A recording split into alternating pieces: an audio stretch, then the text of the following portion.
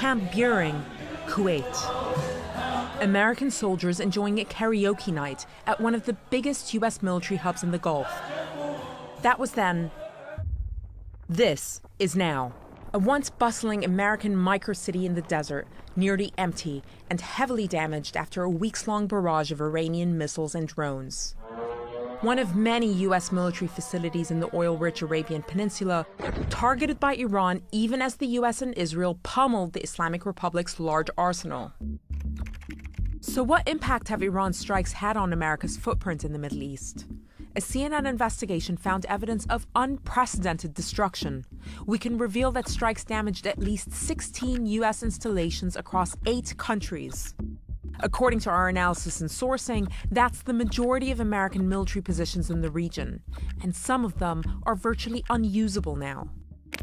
A US source familiar with the situation told us that they'd never seen anything like this at American bases, that these were rapid, targeted strikes using advanced technology. Iran's main targets?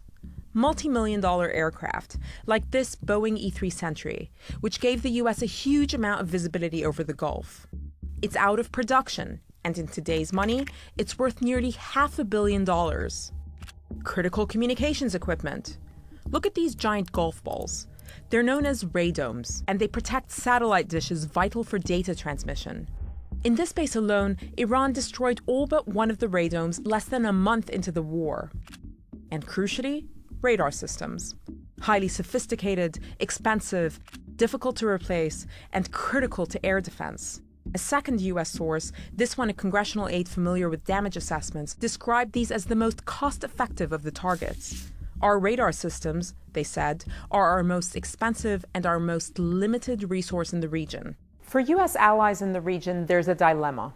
In some ways, Iran's show of force makes the US's presence in the region even more necessary to Gulf security. But there's a new reality here, which is that US military installations, previously seen as formidable fortresses, have turned into sitting targets.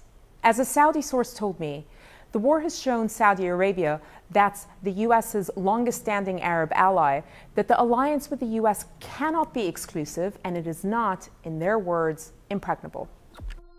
To get a sense of just how vulnerable US facilities have become, have a look at this. It's the war room at Qatar's El Udeid Air Base, the theater command and control hub for US air power across 21 nations. Struck not just once, but twice. And according to a US source, causing significant damage. The base had been largely evacuated at this point and no casualties were reported. Iran's visibility over its targets has never been clearer.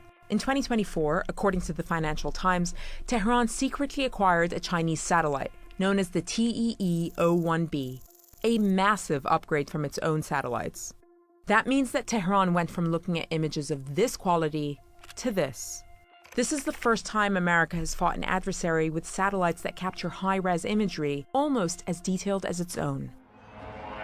As the scale of the damage comes into focus, many will wonder whether America's presence, once a protective shield in the Middle East, has turned into its Achilles heel. Tamara Khablaoui, CNN, London.